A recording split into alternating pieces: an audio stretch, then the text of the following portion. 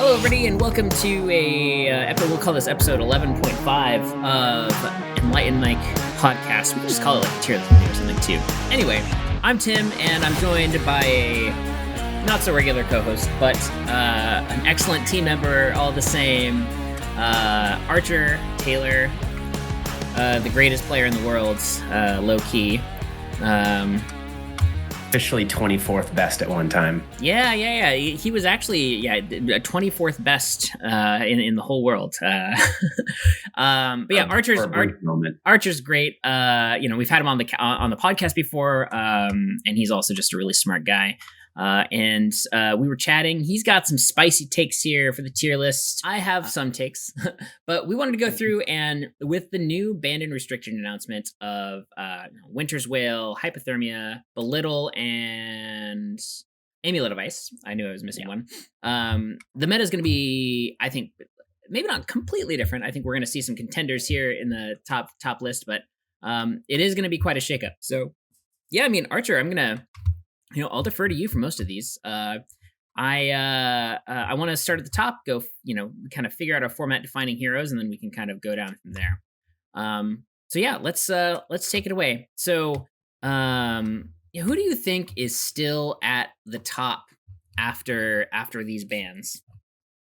I don't think Phi changes much. Ooh, I'm right there with you. Because Belittle was a tool mostly for ice, and ice took a hit, so you just replaced that with 0 for 4s, and he's still insane. Yeah 100%.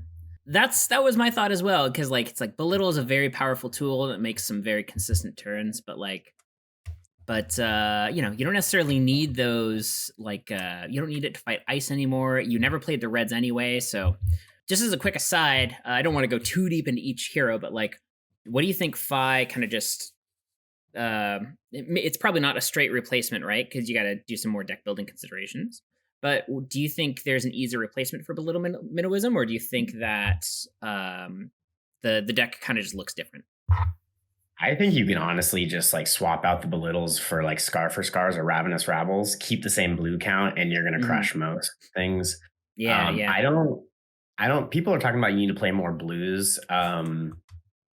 From what I can tell, aggro Katsu back in the day played 12 to 15 blues. So I don't, and it still had a weapon that cost resources. So I don't know. I don't really think the cost curve of things needs to change too much. So I think you can play anything.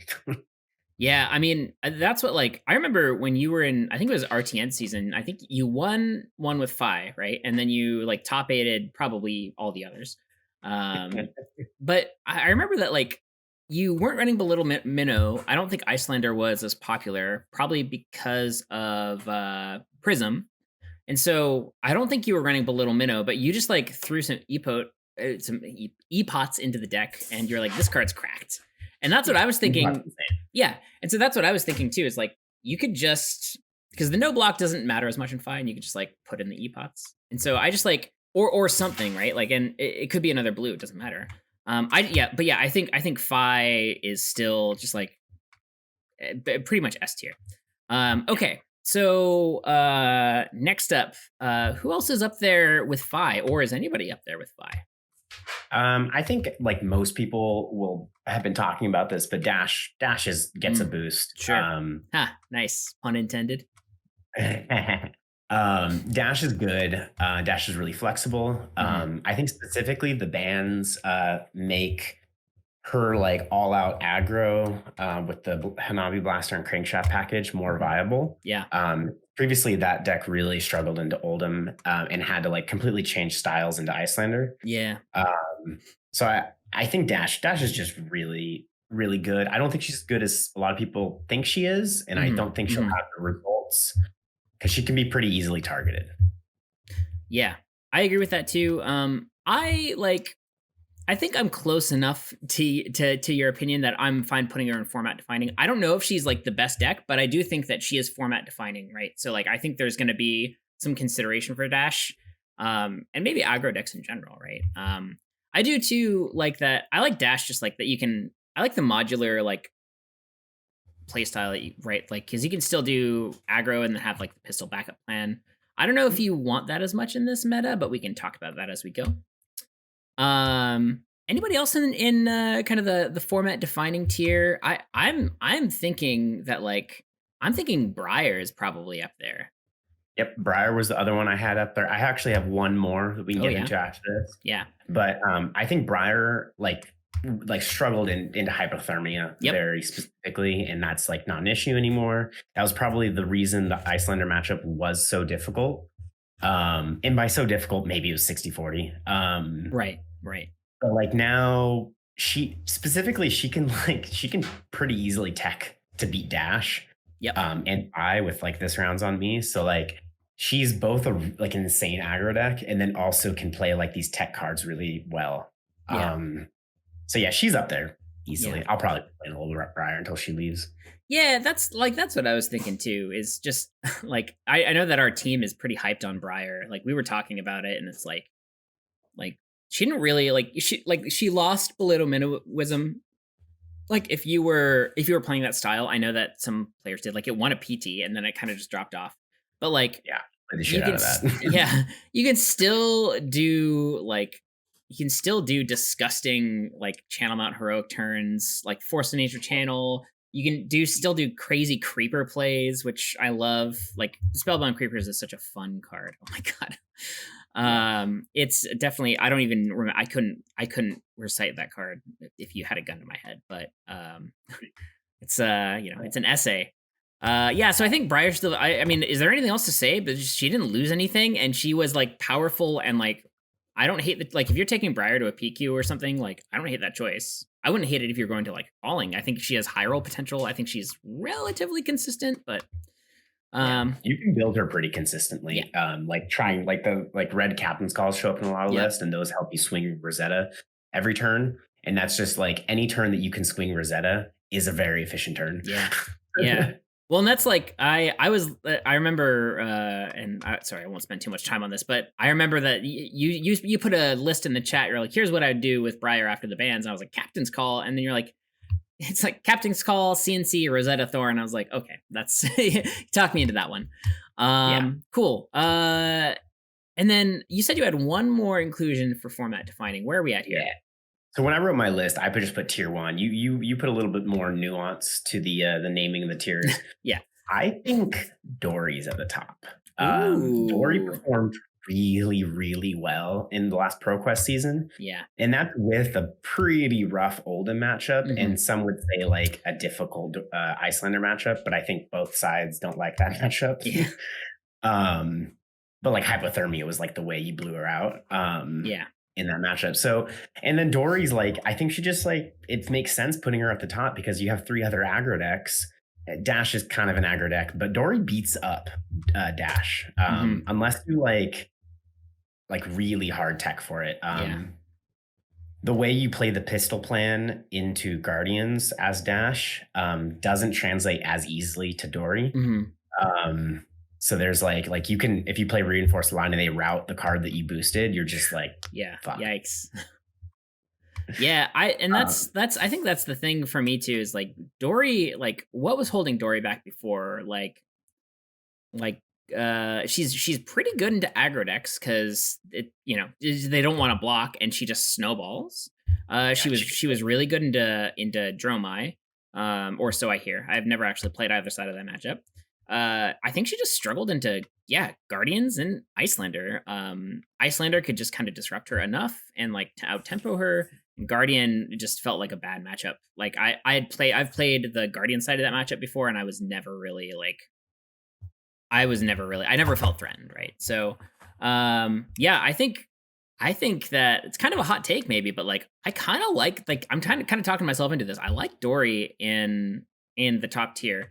Maybe these tiers are, I just put these in here so that people would kind of see the difference between like, tier A, B, C, whatever.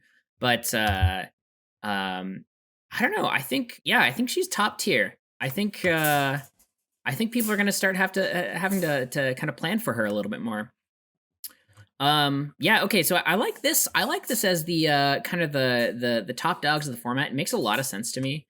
We kind of have like a mid-range aggro. We have a couple aggro decks, and then we have more of a mid-range. I don't know what you'd call Dory. Like a weapons. tempo. It's just a tempo Yeah, deck that sure. kind of Yeah. plays I on like aggro that. I decks. like that. So yeah, it's like it's actually kind of a cool meta if we're just defining it based on this. But let's go into the next, the next tier, and just like so for great, I obviously they're good decks, solid decks, good game plan, whatever. But I guess that like in my mind, these decks will prey on 2 or 3 of the top decks, but probably have a weak matchup to one of them, or like maybe a weak matchup to like the rest of the field that's not the top decks or something. So who do you think is going in that slot? It's the Guardians, right? Oh yeah, The Guardians are still good. I'm gonna like put them together because like I don't think we really understand what Oldham's gonna look like. yeah, sure, Until we get some like tournament results. And then Bravo's just like kind of always tier 2. yeah, Um, yeah, like he's pretty good. Yeah, it's a tough one for me. I don't think the Guardians lost too much. Oldham definitely not tier 1 anymore. yeah, But yeah. not too far down. Yeah, I think that Bravo just does Bravo stuff, right? Like you can still dominate crippling crushes, and that's pretty good. Oldham, like definitely like Winter's Wail was a big loss, right? But like you could play that deck without Winter's Wail. You could play like Sledge of Anvilheim or whatever. I don't know what it looks like. I'm sure that somebody who's more into Guardians than I am, although I'm pretty into Guardians to be honest. We'll figure it out. That's yeah. I'm just not sure where it goes. I think one thing we can say about Oldham is that the power of him previously was he had like such a strong mid-range game, and he could flex between like kind of aggressive disruption with pummels and on hit effects. And then he could also just, if he doesn't have the hand, he could defend super efficiently and then send Winter's Wail. That was like an insane turn cycle. Yeah. I just think people are gonna have to build him a little bit more in either direction, whether it be aggro or control. I don't think he'll have the ability to play both in the same 60. I like the way that you broke that down.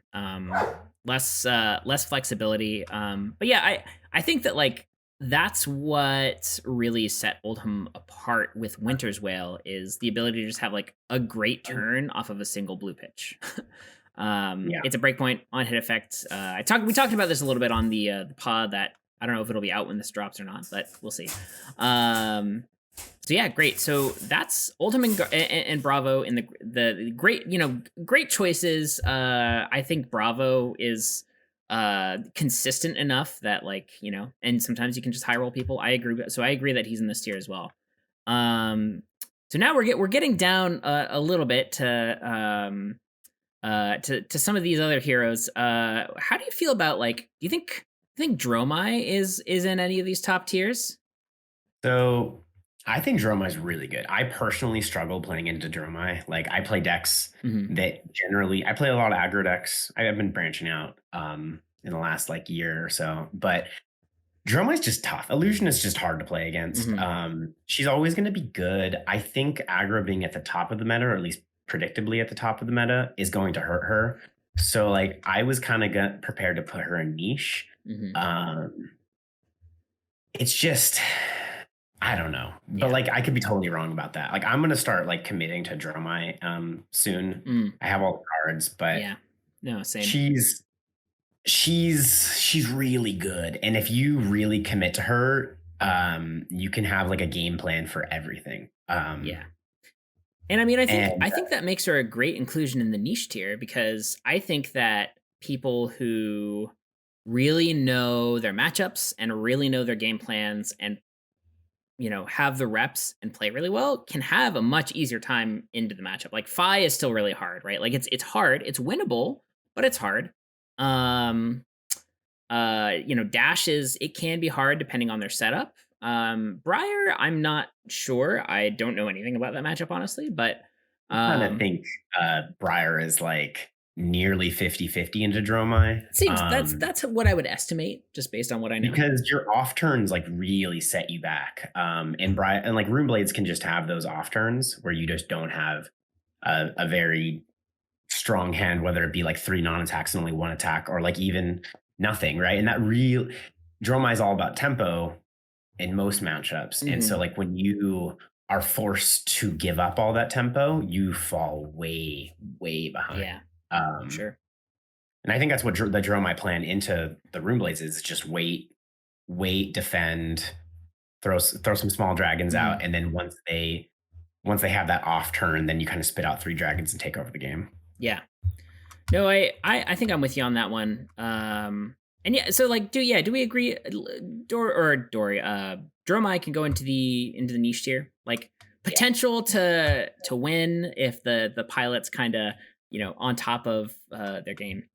So what about somebody else that I would actually personally put in the great tier? I would put Lexi in the great tier. Yep, I agree. Yeah, I think she's got game into these aggro matchups, man. Like it just and she lost. Like Amulet of Ice was a hit, but I think that she has enough other disruptive effects just stapled onto all of her arrows that it's like, yeah, and she's like, just gonna get more too. Like if you're a new player getting into this game, Lexi's like a really good choice because like the reps really pay off. Yeah, it's a really hard deck to play. It is. You can just like face plant in the middle of a turn, and not do anything. But she's gonna get support and outsiders, right? So like I think she's on the up and up, and yeah, she kills the aggro decks for the most part.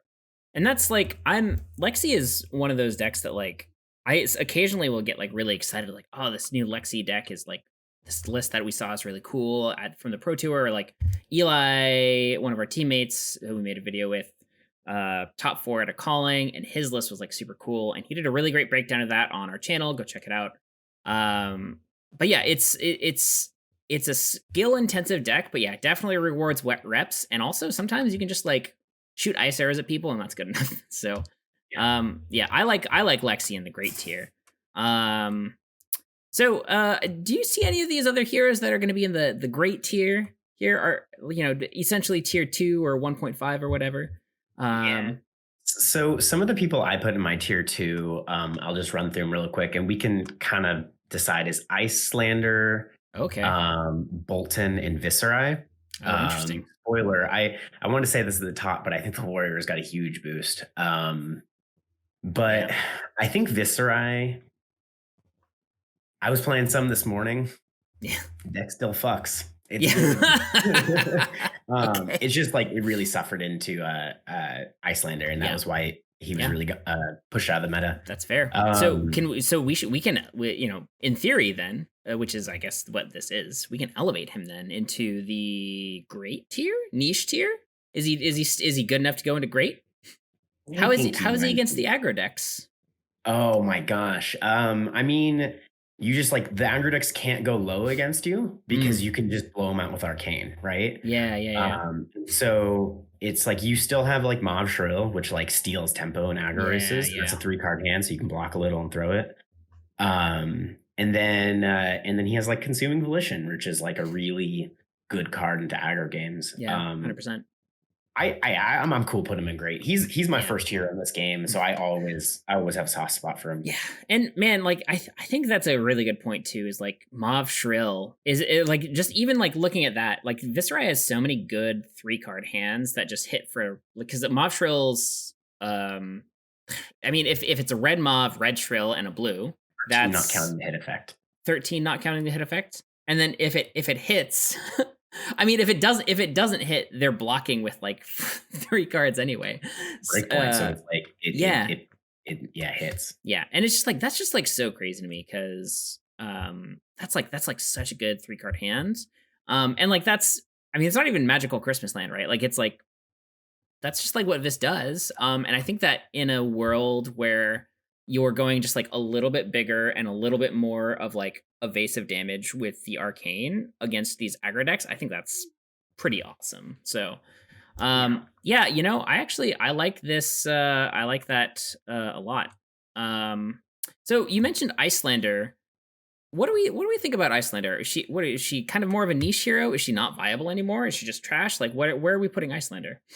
I want to be a little like reserved and put her in niche. I've been playing some of our teammates Dylan's list, which is like heavy on the Weather Veins. Yeah. And it's still good. I just think Iceland already had a kind of a problem, like the wizard problem of like, if you just don't hit the cards right, you can just like Yeah. eat a 30 damage turn from an aggro deck. And I think that's just more likely now without hypothermia. Yeah, yeah. And that's I think that like a lot of people underestimated the work that hypothermia did in um the aggro matchups. Like even with Fi, if they kind of sniff out the hypothermia, they're like, okay, well, I can't just like attack and then swing Emberblade, or like I can't, they have to like plan out their turn, and it kind of disrupts them even just knowing that hypothermia is in your deck. So yeah, I think that Icelander definitely took a hit. I still think she's more.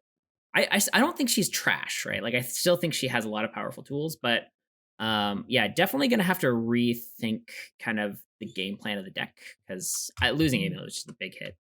Yeah, Amulet is so like over the weekend I played Icelander as a last hurrah in the last pro quest of the season, and Amulet of Ice wins you like so many games. Yeah. It's insane. Well, and just for context, viewers, 7 round pro quest, and you made it to the top 4 to the semis, right? Yeah, I went 8-1, so I was undefeated until I lost in semis. Yeah, that's pretty good. And you can go if you just Google like Mr. Bill's Collectible World, I think was the store. You can find them on Facebook, and they have like a Twitch stream and stuff, or you could search them on Twitch. You can probably find the footage there. Yeah, Archer was on camera a few times, and he played really well. I think the very end until literally the last turn, and that was so hard. Yeah, man, yeah. Anyway, go watch it. We won't go too deep into that, but like, I wish I could have psychically screamed through that because I saw it happening. I was like, no. Yeah. Man.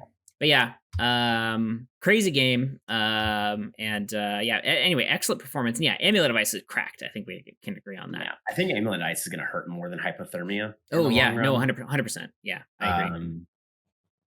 I think just not necessarily against aggro decks, but just they're all around. In my experience, you never really boarded it out except for in some scenarios. So yeah. Yep, I agree with that. Okay, so yeah, I like it as niche. I think there's going to be a lot of people, like I know our friend Dylan on the team is probably going to stick with Icelander, and he's still doing cool stuff. He's still doing crazy like arcane damage turns and stuff. So I think that niche is fine. I think she has power. All right, so we're getting down to kind of the dredge. Yeah, the dredge. Yeah, so I'm just gonna skip a tier real quick. I'm just gonna go because I labeled this tier Levia. I'm gonna put Levia in the Levia tier. You'll notice that Levia is in the bottom. What are your and there's still. Oh, I just realized that this list doesn't have Arachne in it. That's too bad. But we'll talk about Arachne in a second. But you said to me, I think Levia is in the worst position and is worse than Arachne and Azalea. Yep. Yeah, Levia, like she hasn't really gotten support. Her matchups are just like kind of bad across the board. Like it's the same old story. Like everyone pretty much agrees that she both loses to herself and loses to matchups, and it's pretty much a bummer. But like specifically, I wanted to put her on a tier of her own because I think Azalea is pretty good, and I actually think Arachne is like better in this meta now for sure. So what makes Arachne better in this meta? Arachne like eviscerates dash.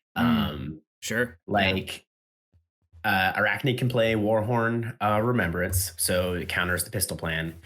And then if you boost into him, like all of his 4 attack breakpoints like threaten another card out of your deck. So like he'll defend you. It's just it's pretty horrid. Yeah, that makes sense. Yeah. And so I think because of dash being at the top, Arachne gets better. Yeah, that's fair. So yeah, I guess where would we put Arachne? Just like in the niche row, or like? I still think not super viable until Outsiders comes out. Yeah, and like I mentioned, we don't have Arachne here for some reason. But Arachne will go in the not super viable tier. Okay, and Levia, I agree with Levia. I think she's I think that like she has so much potential, but like I think that she's just held back by like if she had like 2 or 3 more really good cards, I think she might be like a little bit higher up. Maybe not like A tier, but If um if she had Hooves of the Shadow Beast that worked like one more time, maybe like oh, 3 sure. more times. Like Sure. just you just need access to action points, and then she's insane, right? Yeah, yeah.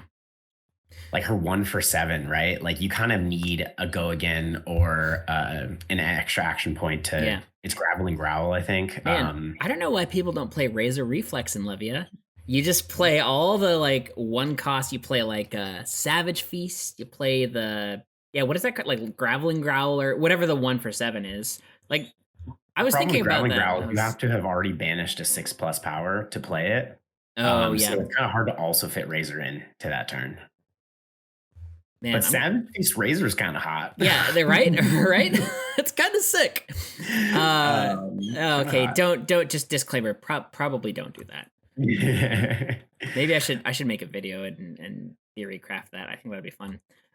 Okay, cool. So Levy is in the Levia tier. How's Kano? We're both Kano fans. Yeah. You're kind of a Kano's Kano tier whiz one in my kid. heart. Yeah. So where's Kano right now? I think like first instinct, I'd put him in the niche tier.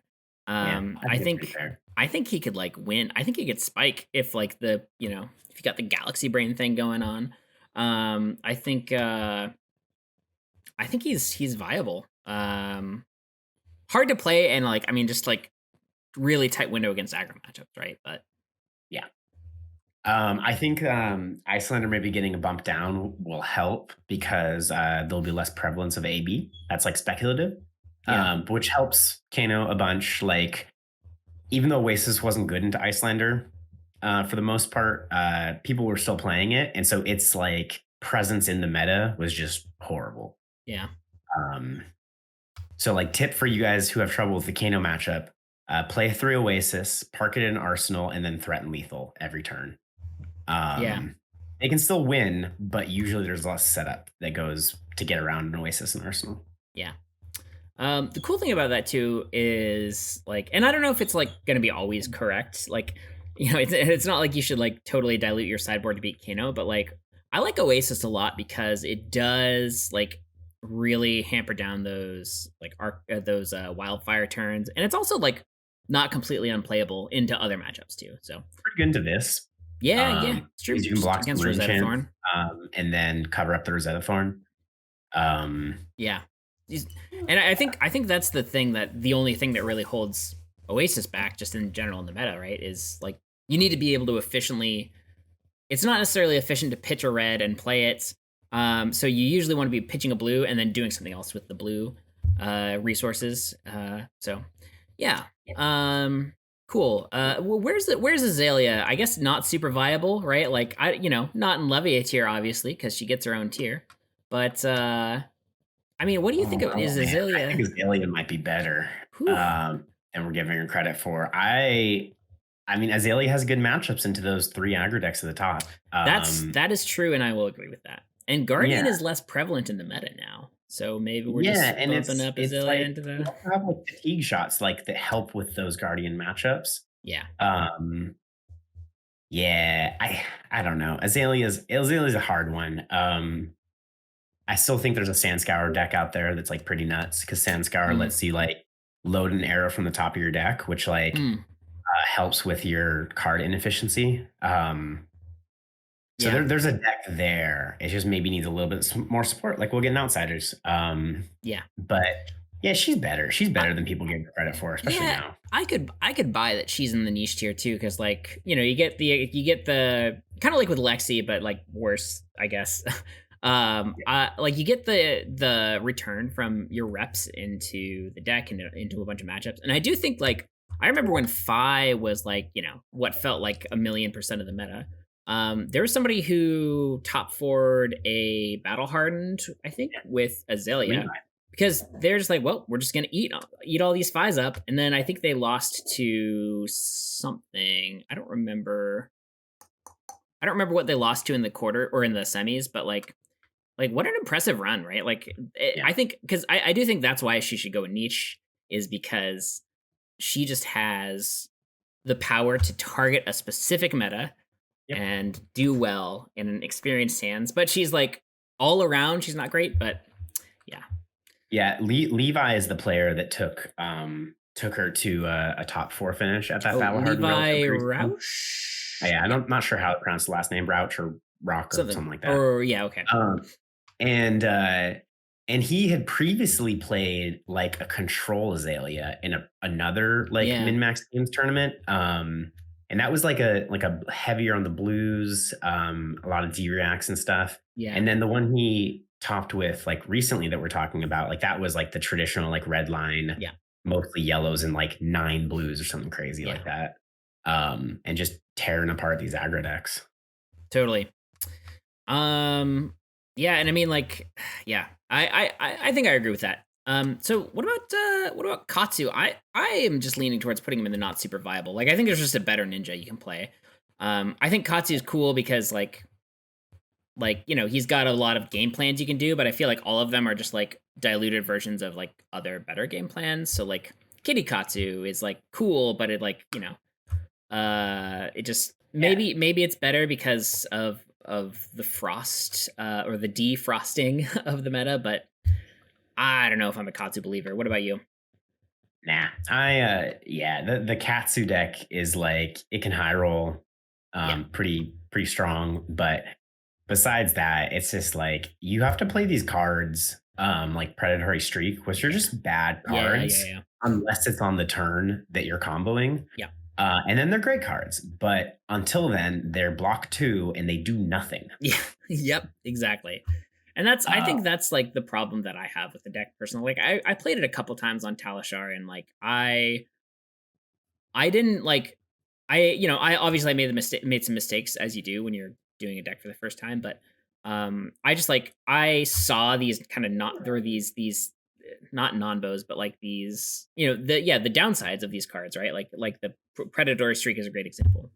So yeah, I'm with you on that one.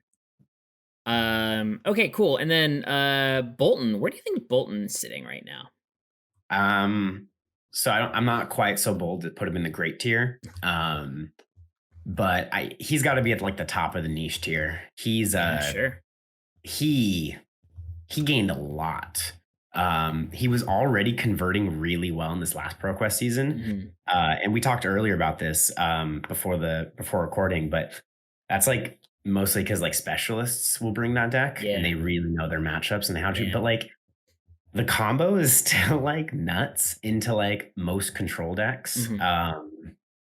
And it's pretty good. It's like not bad into aggro either, because like if you can just like if you can kind of just like if you're playing Phi, which I can't imagine is a good matchup, but you can just kind of like high roll a double Lumina turn and gain 10 life and deal 20 damage or something. So yeah. You can just like one card Celestial Cataclysm them after that because you have a Hell Soul. Yeah, exactly. Yeah, no, exactly. So I'm with you on that one. I think Bolton is actually like better than a lot of people give him credit for. But he's like, I don't know. It's the same thing. Like I've played him on Talishar a bit. I played him in Blitz a bunch back in the day, but like, yeah, I feel like sometimes you just get stuffed. Like, I don't know how else to describe it. And then he also has a really good Dash matchup because Dash really struggles to not give him value off the +1 hero ability because her deck is mostly attacks, and if they're not attacks, they don't block. And so yeah, he's a really good matchup into Dash. He's just good. He's not good enough for maybe me to want to play him. Right. Yeah. But yeah, he's good. Yeah, and I think that like I think his downside is like frustrating enough to like pull me off the hero personally, but I mean I wouldn't like if somebody's like I brought Bolton and I've like had a bunch of reps and I know my sideboard matchup, like I don't hate that. And then I mean I guess for the last hero, I'll speak to this one, and as much as it pains me to say it, I'm gonna put my boy in not super viable. I think like I just think that like he's got a good matchup into Dash, and he's got a good matchup into like Dory and the Guardians. But I just think that like if if Fi and Briar and are meta defining or top tier, and a lot of people are playing them, and like if this comes back up in popularity, that and you start seeing a lot of those 3 decks, that makes his life really hard. Like all of these matchups are winnable, but I don't think they're like, I think they're like 40% at best if you're like skilled in the matchup. I also think that like Lexi is like pretty close, but I think that if both players are like equally skilled and pretty like know their deck well, I think Lexi gets an edge there. Dory, again, that's just kind of like a coin flip. Like how many D reacts are you running? Like do you know Dory really well? Like do the D reacts line up? So I just think there's too many unknowns. I'm happy to be proven wrong because I love Reinar, but yeah, I think he's not super viable right now. Like I would be really scared of just running into all my bad matchups, in the first few rounds of a tournament. And like I think he's fine for like a Pro Quest or something, because as we've discovered, Pro Quests are like not the same meta as like Callings and Battle Hardens. But yeah, I mean, I think this is our tier list, right? Like let's do a final review. So in format defining, Fi, Dash, Briar, Dory.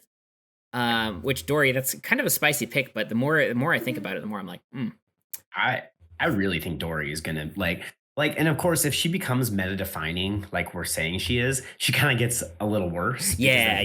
More D reacts, and like that's just a good counter to her. Yeah, and that's like maybe that just puts her into the great tier, because like, maybe we slide her down just because of that. If she's a known quantity, she gets worse, right? Yeah. But I mean, yeah. So I'll put her in the great tier just because, whatever.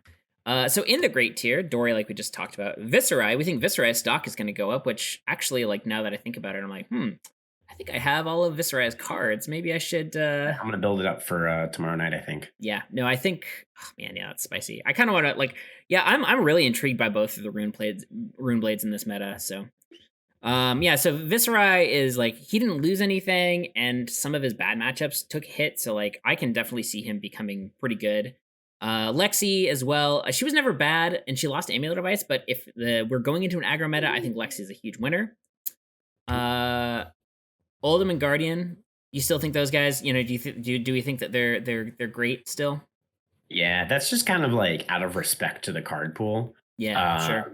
Because like they're not going to fall too much. And like Brava, for the same reason as Dory, like if people start playing more D reacts, he just gets worse, right? Because like you eat a bunch of damage to send a dominated crippling crush, and they throw a piece of armor, a card from hand, and a sync from arsenal, and you just like you lose hard on that turn cycle.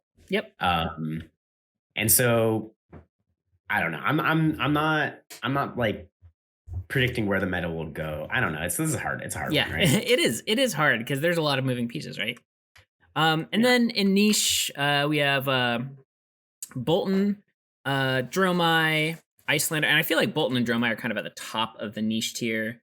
Like, I think there might be even like, I think there might be a tier between, great and niche, but we'll leave it as is for now. Bolton and Dromai are kind of up like half a step above these other heroes. Icelander, Kano, and Azalea in the niche tier. Not super viable. Poor Welcome to Wraith, Katsu, and Reinar. And then in the Levia tier, spoiler, we have Levia. And then we have our LLs, of course. So yeah, I mean, what do you think? Like looking at this list, do you think this is, how confident are you in this list? I feel pretty good about this. It's a weird meta that we're going to be in for the next couple months until Outsiders releases, because there's not a lot of like higher tier local events. I don't think there's any until pre-release stuff. I don't think so either. I think it's just the Pro Quest season is over, so we're waiting until Outsiders. Yeah. RTN season is next, and that'll be post Outsiders. Yeah. And so I feel pretty good about this. It's kind of, I don't know. The Oldhim one makes me the most apprehensive, because like he could just drop off and be really bad, and it could turn out that like the efficiency he eked out versus a lot of these decks, it's just gone. And like if you decide to go aggro, I think you have an off turn against other aggro decks, and then you just can't defend as well. And then if you go defensive, like I still think the defensive build loses to Fi. Yep.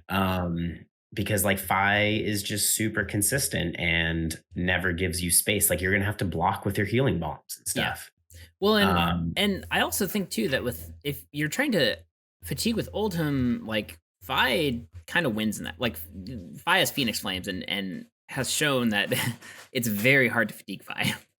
Yeah, you can get into like an all blue loop at the end of the game. Yeah, where you just on their turn you spend a blue to get a Phoenix Flame. You have to have 2 Phoenix Flames, and then on your turn you Phoenix Flame for 0, Emerald Blade for 3, and then get your other Phoenix Flame and attack for 2. That's like you have to keep Shuko around, but that's that's a 2-card 5 damage loop. That in the end game, that's pretty good. Yeah. And so I think the defensive build struggles into Fi, which is so weird, but that's how it goes. Yeah. No, I agree. I think losing Winter's Wail kind of hurts. I don't know. I'm really curious to see what comes of this. Oldhim is the one that I'm the least sure about as well, so I'm with you on that one. I also think one thing to note that like we mostly only talked about hypothermia in regards to Icelander, but hypothermia was played in Oldhim and Lexi. Yep. And like that's like not a trivial loss. Like Oldhim could just like pitch stack a hypothermia against Dash, and then as soon as you hit second cycle, you just throw the hypothermia down, and then you can like save a whole hand to attack them and take over the game from there. Yes. And so like that honestly made the Dash matchup like really hard for the Dash side. Yeah. No, and so I agree. I think it's like less obvious, but I think there were a lot of cases where it's just like overall it takes the percentage points down, right? Yeah. Great. Well, yeah, there you have it, folks. Little tier list a la TGB, and I'll find a way to put this image somewhere, like a link it in the description or whatever. I don't know, but let us know what you think of the tier list. Did we make any big mistakes? Did we nail it on any of these? Let us know in the comments. Reminder that we are probably still doing a giveaway when we drop this video. Giving away a box of Dynasty. You just have to sub on YouTube for an entry and follow on Twitter for an entry, and retweet and comment your favorite hero. We'll trigger that at 200 YouTube subs or 300 Twitter followers. Nice. So go and check that out. You can find us at enlightened_Mike on Twitter. Archer, where can people find you if they want to ask you, if they want to throw tomatoes at you for this tier list? My Twitter is at ArcherTaylor1. My name's pretty easy to spell. I don't tweet very much, but I like respond to people. Yeah. So that's a good place for people to ask you questions about. Yeah, for sure. About why you're such a Runeblade stan, and I'm also on the global Discord. My username is Sir Archibald. Tell me why I'm wrong.